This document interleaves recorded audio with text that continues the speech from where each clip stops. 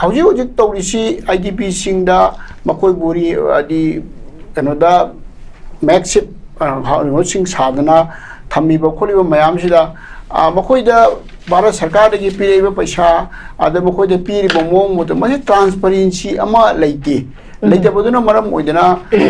Masi, Kanosi, in the Bugi Kanosi, Adum, Lanabugi Masaksi way. Aduna. Tasena harabada koi right to information ek sida hairisi ngasai khangning ba information du madile na ba lotion du chalaga hangba darga sarga logba adu khakte na tiba darkar leiba lotion sarkar leiba vibhag sing sina mana toriba mayam se masi akoi gi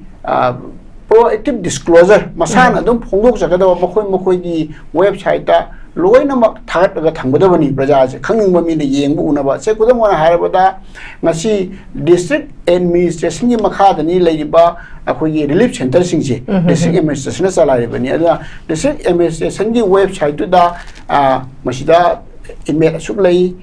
thamada sukpi nongmuda asipi pasha sukpi adin tawre asip tv asip re asui tawre habisi matam punamakta akoi khangning mi na khangba yanaba aduga idp singnasu moigi entitlement sini asipi da wali cp gre ga ji madu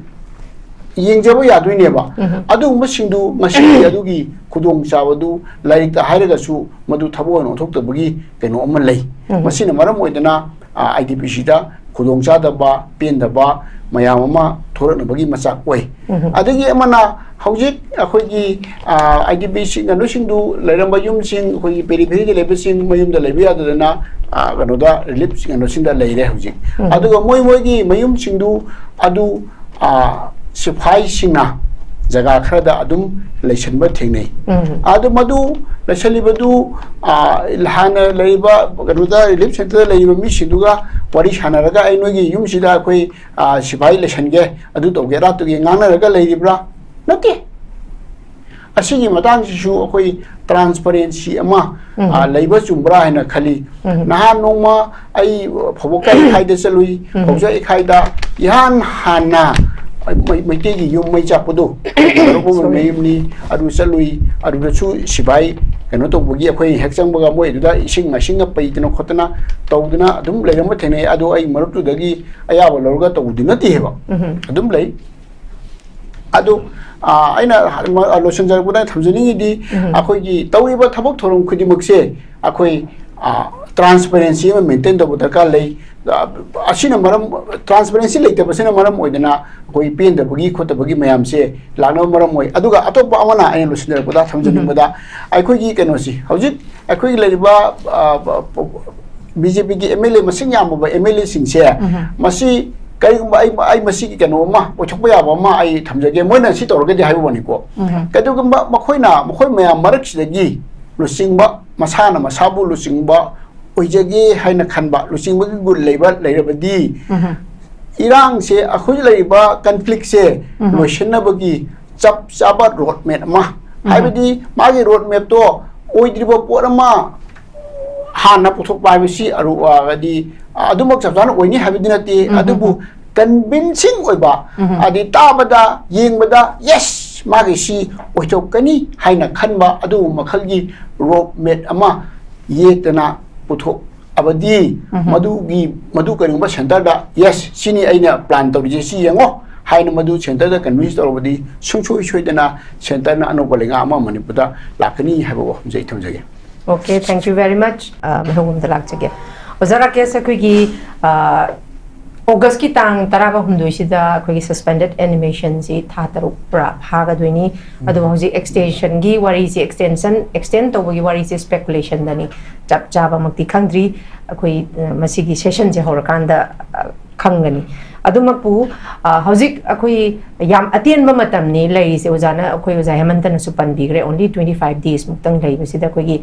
constitution ki provision da yenga kanda ngasai koi mamang da su haiba atenba matam da su akoi leader mabu claim tawba koi article 163 gi matung inna leader ma claim tawba ngamagadi article 164 sida adum akoi popular government ama siamba yabagi koi kan se lai bese haiba atenba matam sida su haiba ngasai gi BJP की manungda कोई descendant लेते हैं बच्चे नान spokesperson दी है ना high बिरमे मोई manungda याना दब अंतर लेते लोग याना रहे हैं वारोल दी ले रमे याना दब दुना बुंगा सिपा वो कोई leader में claim तो वंगम दबने तो वो हाई बो within short period सिदा मसाइगी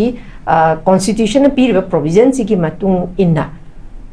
शेम बयाब की possibility दी ओजा लेरम गदरा है ना दिखली अदुम को लेरिबा कोई की मणिपुर की लेरिबा BJP की manungda चाहिए ना बा कोई याना बयाना दबा ले याब से मियाम ना खंगदरा ले सिंग मतंग दो जागी वो मोती को चुमी कोई की आइन की मियंग येंग बुद्धि नुई कुंगानी लेरिज में नुसिदा सरकार में सेम या दबरा याय हाइरे खुमनी अदुबु ममांगदा ओजा हेमंतना तयाम फजना थंबी खिबा बलैये अखोगी इफा दिमापुर लंबी से मसिदा निथि जना मैम चटप याद्री फौदी अनौब सरकार लाओय हैबसे मसी आई इंडोर्स तौजनी मरमदी हौजिक लेरिबा फिबम सिदा ngसाइगी कांगलुप अनि की मरक्ता उंखदबसी हौसु नुमै कामनब लेपि हाइबगी वानी अदुगा वरी सानादना खोनादना यारे शांति वरे हाइना अदुदी लेब नतेबको अदु लेतबनिना अखोई लेब फिल्म सिदा मोगी भारत सरकार नसु पर्सनल रूल इंपोज तौदना मसिगी इरांगसी लोशनबा अदुगी स्ट्रेटेजी दुगी मनुंगदा पार्ट अमने मसिजु पर्सनल रूल चलाइबा बिसिजु असि लाए अदुबु लाबसु अखोई मियाम की एक्सपेक्टेशन दुदी लेरिबा प्रेसिडेंट रूल सी मखादा प्रेसिडेंट ना गवर्नर दा मदु असाइन तौना गवर्नर ना सासोन तौरिबा सिदा असि मियाम ना आशा तौबा अदुगुंबा कनो नि अफबा माइकेम दा पोरकपदो एक्सपेक्टेशन दु योबुदि नते यस टू सम एक्सटेंट मा थबक तौदबदि नते अदुम ओइनमक मियाम ना पामिबा थुना शांति पोरक्तना अनोबा तंदु लेताबा पोरकपा हाइबदुदी हुजु फाबोदसु ओइदे लेबा गवर्नर रूल सिना अदुना असिंगबा फिल्म सिदा अनोबा सरकार मा सेम हाइबदुदी लेरिबा पैरामीटर मयाम सि येंगरगा मदुदी आई ओइरोय हाइना खली अदुना ओइद्रबनिना लेरिबा चलिबा पार्लियामेंट सेशन सि मॉनसून सेशन सिदा अकोई कनो यूनियन गवर्नमेंट ना मदु पार्लियामेंट दा वारी रेजोल्यूशन में पुथोक्तना मसी अनदर 6 मंथ सांगदोकपगी वाफम पुथोकप नतनदी अतय ऑप्शन लेरोय हैना खली आइदि मरमदी तुमिने लेबिदि याबा नतबरिना अदुगा अखोगी कॉन्स्टिट्यूशन असु मसी असुम असुम मत तरुक सांगदोकपसिना मैक्सिमम सही अहुम फावबा पर्सनल रूल से अदुम जारी बयाय अदुगा सही अहुम हेक हेंदोखरबदी Constitution amend तौरगा मखा तानासु अमुक सांगदोकपसु याय हौजु जिकि वेनदी थातरुक सांगदोकपा चाहिँ इहुम फावबा मसे अदुम ओयौनी हाइबा नते अदुबो मसिगी आइन युबा वाफम सिंदु अइना थमजबगी वानी अदुगा तसेंगना हारबदा हौजिक लेइबा केनोसे पर्सनल रूल सांगदोकपसि लेइबा मॉनसून सेशन सिदा फॉर्मल डिसीजन अमा अदि पार्लियामेंट दा लौबगी वानी अदुगा मसी तौदे अदबा मांग तारबा वाफम दि अमनी मसी सुसुना तौदबनी अदुगा मसी मक्से खोजानु हिनु थंबी किबा मसी असुमाइना प्रेसिडेंट रूल सांगदोकपा सुम सांगदोकपा बसे अखोइगी गणतंत्र डेमोक्रेसी चटपसे डेमोक्रेसी बु कीप इन एबेंस आइदी तौ चलनना थंबा असि नि अदुना मसे अखोइ in the long run अखोइगी प्रजा मियाम की मांगजबा ngakna oigini habje thamjagi okay thank you very much ai makha chat koigi chief secretary yauna makhoiji ahum lak thokna december bo ki mang da hanjan bagi wafam ju yauri ko adu makhoida grant toramba paisa si 75000 da handarak bagi sim ju yauri adu handak pokhatori ba koigi pangthokatar monsoon session sida idp singi phangpham thokpa chapchana abdi hojik karam banumita hariba koi conflict solution ga doino haibagi chapchaba koi road map ama puthokpa ngamdri pi bangamdri ba popular government ama boxia mangam manatri ba masida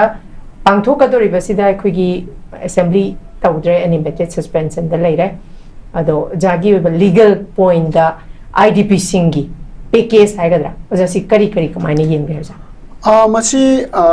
ngasi खबर दर कनो थिनै अखोइगी right to information ए की मखादा IDP सिंगदा पीबा भारत सरकार ना काथोरबा सेंथंग सिंग करी सिंग अदु मरी लेनबा information सिंग हंगमदा मयेक सिंगना पिरेक्ट्रे हाइजना अमा थिनै adu masang sida ina thamjiring bada ngasai gi hauji hauji tawrisi IDP singda makoi buri adi kanoda makeshift sing sadana thamiba kholiba mayam sida makoida Bharat Sarkar dagi piriba paisa ada makoida piri bomong moto masi transparency ama leite leite boduna maram oidana masi kanosi tende bagi kanosi adum lakna bagi masak si oi aduna tasena harabada koi right to information act sida hairisi ngasai gi khangning ba information du mari lena ba lotion chalaga hangba darga sarga logba adu khakte na tiba darkar leiba lotion sarkar leiba vibhag sing jina mana tawriba mayam se masi akhoi gi proactive disclosure masana adum phongdok jagada makoi gi website ta loina mak thagat ga thangbadabani praja se khangning mami ne yengbu unaba se kudam wana harabada ngasi district administration gi makha dani leiba akhoi gi relief center sing je district administration salai bani ada district administration gi website tu da masida email asuk lei tham da sukpi nongmuda asipi pasha sukpi adin tawre asip tv asipi re asui tawre habisi matam punamakta akhoi gi khangni mina khangba yana ba aduga IDP singna su mogi entitlement sini asipi da wali CP gre ga si madu yengjaba yaduine ba adu masingdu masi adugi khudong chawadu lairik ta hairaga su madu thabo no thokta bagi keno amma lei masina maram oidana IDP sida khudong chada ba pen da ba mayam ama thorana bagi masak oi adagi amana hojik akhoi gi IDP sing anu singdu lairamba yum sing akhoi periphery lebe sing mayum da lebi adana gano da relief sing anu sing da leire hojik aduga moi gi mayum singdu adu siphai singna jaga khada adum leisanba thengnei adu madu leisalibadu lahana leiba garuda relief center leiba mi sinduga wari sanaraga ai nogi yum sida koi siphai leisange adu toge ra tuge ngana raga leiribra nate asigi matang su koi transparency ama leiba chumbra haina khali naha nongma ai phoboka khaida chalui phobja khaida ihan hana mai te gi yum mai chapudu ro mai ni adu chalui adu da chu sibai kano to bugi akhoi hekchang baga moi du da ising masinga pai tino khotana tawduna adum leiram thene adu ai marutu dagi aya ba lorga tawdina ti heba adum lei adu aina lotion jar buda thamjani di akhoi gi tawiba thabak thorom khudi makse akhoi transparency ma maintain da buda ka lei asina maram transparency leite basina maram oidana koi pen da bagi khota bagi mayam se lano maram oi aduga atopa amana ai losinda buda thamjani buda akhoi gi kenosi hojik akhoi gi leiba BJP gi MLA masing yam ba MLA sing se masi kai ai masi keno ma pochokpa ya ba ma ai thamjage moina si torga di haibu bani ko kadu gamba makhoi mayam marak sidagi lusingba masana masabu lusingba oijage haina khanba lusingba gi gul leiba leirabadi irang se akhoi leiba conflict se loishna bagi chap chaba road map ma haibadi magi road map to oidriba porama hana puthok paibisi aru adi adumak chapjana oini habidi nati adubu convincing oiba adi tabada yengbada yes magi si oichokani haina khanba adu makhalgi road map ama yetana puthok abadi madu karingba center da yes sini aina plan tawrije si yengo haina madu center da convince tawbadi sungchoi choidana center na anobalenga ama manipur da lakani habo jai thamjage Okay, thank you very much.